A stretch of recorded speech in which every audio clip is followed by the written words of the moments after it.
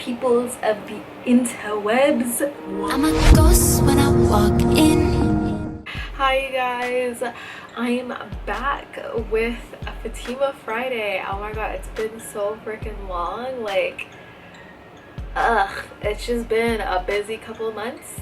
During Ramvlogs, I decided not to do Fatima Fridays, and since then I've been posting other things, so just haven't had time to film a Fatima Friday, or I didn't think it was like the time to film another one, and I don't want to have a video overload. But anyway, I will say I miss them because I feel like they're kind of like therapy for me, you know. Shout out to the people who can talk to a camera and effectively talk to like hundreds and thousands of potentially millions of people on the interwebs, but can't actually talk to a human being. Right, me right here. How do we explain that? I don't know, but we don't have to explain it, at least not for now. Let me know if anyone else feels like that, because I feel like a lot of YouTubers feel like they can talk to people through a camera, but sometimes can't talk to people in person. But anyway, before I start rambling on, we're gonna jump right in to the topics I want to talk about. The first thing I want to talk about is Bachelorette, because that just ended and I just finished it, and The Bachelor in Paradise. Bachelorette, JoJo, she ended up choosing Jordan, and I don't know how I feel about it. Honestly, I'll be honest and say that like I really wanted Luke to win, so that's probably where this is coming from. I can see why she chose Jordan. Like, Jordan is attractive and I was attracted to Jordan, so I get that. And I feel like that's the person like she wanted to win. She wanted him to like give her reasons to choose him, you know, or give her reasons not to choose him, because I feel like she was already leaning towards him. I kind of want to say that it was kind of expected, you know, like it wasn't a huge surprise.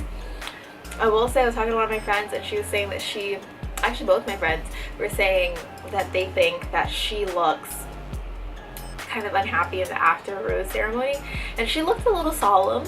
I ain't gonna lie, he looked a lot more into her in that situation than she looked as into him in that situation, which I don't know, maybe it's just how she's feeling at that moment. I'm hoping that this is not another Andy and Josh situation, you know, but I feel like they had a different like after the rose ceremony that Andy and Josh did, so we'll see. I'm rooting for them. I want more and more Bachelor or Bachelorette couples, Bachelor in Paradise couples to actually succeed, because that's kind of makes me happy, you know? People finding love. I don't want them to not succeed, so I'm gonna root for them, and hopefully they last a lot longer than Andy and Josh did, and maybe pull a Sean and Catherine, because Sean and Catherine now have a baby, which is really, really cute. Moving on, Bachelor in Paradise, that ish is ratchet, okay, is all I'm gonna say. That it's ratchet. Let's go! This summer, I brought so much protein. the Chad is about I got money. I got money. Paradise. Those are pretty big. They're pretty big. They might be bigger than my boobs. Daniel is a really good one-nighter. I rest my case. Let me know if you watched The Bachelor in Paradise in the comments below, and what you think about this season. Chad is crazy. Like, I don't understand what is wrong with Chad. I think he's dealing with some issues, especially with the death of his mom, and part of me is like, okay, like I feel bad for you, but the other part of me is like, that doesn't give you an excuse to be rude and just like absolutely disrespectful to so many people. So good riddance to him, and I'm looking forward to seeing all the ratchetivity that occurs in this freaking show. Yep. So moving on to the last thing I want to talk about, and it's gonna be a little different, not different honestly, because I talk about weird things on here anyway, but the idea of hate and where hate comes from. So I was having one of those like long discussions with two of my friends, and we got to like the state of our world right now, and just like how do you even go about trying to fix it? Like, there's so much wrong with it, and like just trying to like grapple with that idea and topic.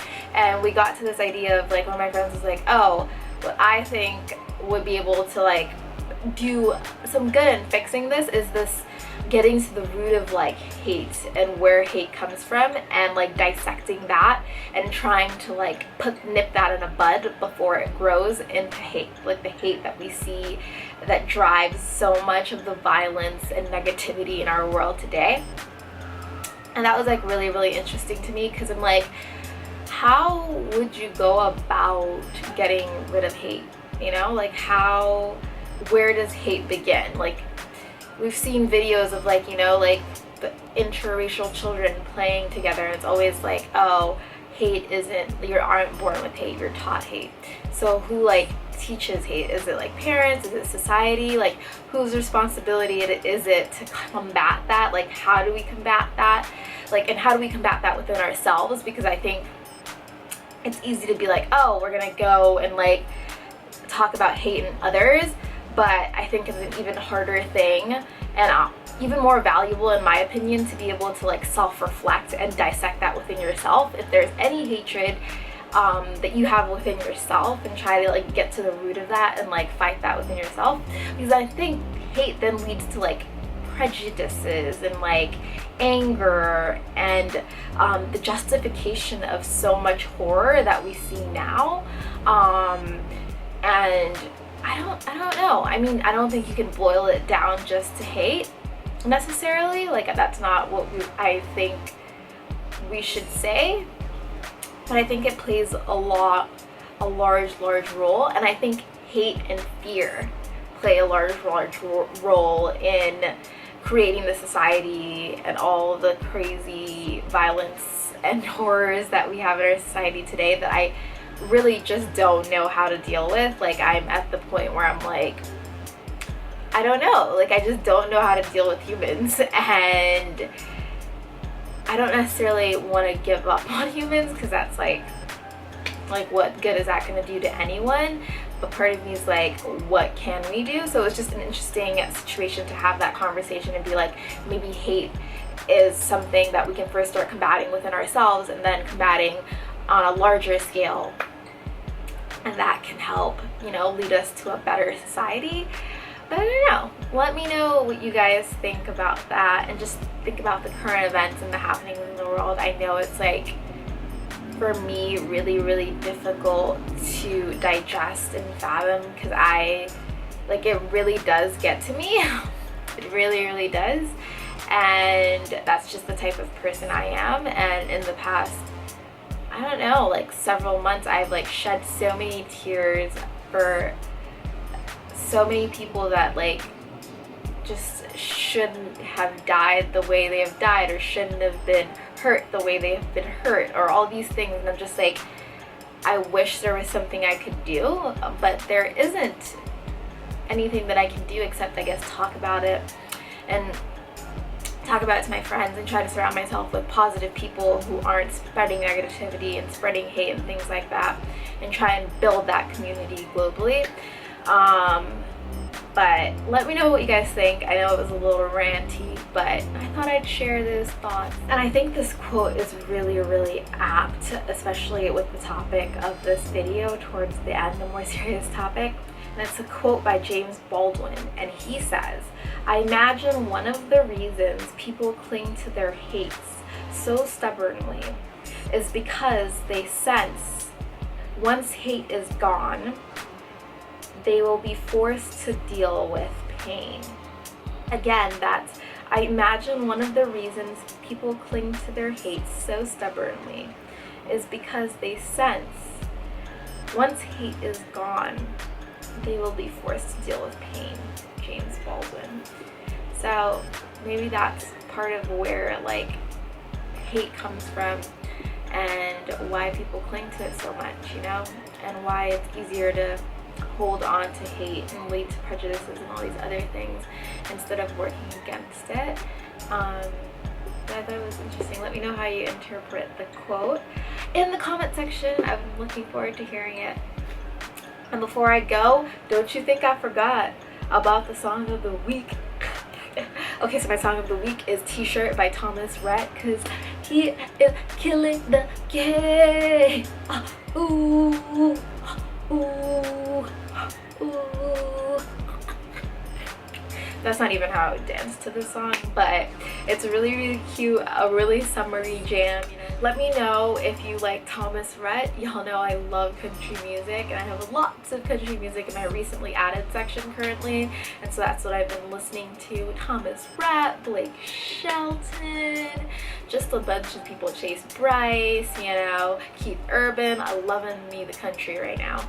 I really want to go to Stagecoach next year, so if you're going to Stagecoach next year and you want a buddy, hit me up in the comment section, because I'd be down, but none of my friends would really want to go to Stagecoach. That ain't the scene for them, but I'm down. I'm down. So let me know if you want to go to Stagecoach. Alright, thank you guys so much for watching this Fatima Friday. I hope to see you guys in the next one, or the next video. Let me know what you think in the comment section. This is like a discussion space, so I really do want to know what you guys think, and I'll see you guys in the next video. Be sure to like, comment, subscribe, and all that good stuff if you haven't already and you want to see my kooky face again. Alright, bye. Mwah. Ooh, really quickly before I forget, so I tried these mango madness thingies from Juice Press, and it's basically like just dehydrated mango. I saw this in Jessica Clemence's video and I was like, I love mango, I need to try this. I will say it's kind of expensive. It's $5 each, but brah, this ish is so good if you're like a sweet tooth person and you want something sweet but is necessary, but you don't want to get candy, you don't want to ruin your summer diet. If you're trying to keep your stomach all flat but you want sweet, get you some, okay? Christmas lights in the middle of June, all hung up like I was on you. I say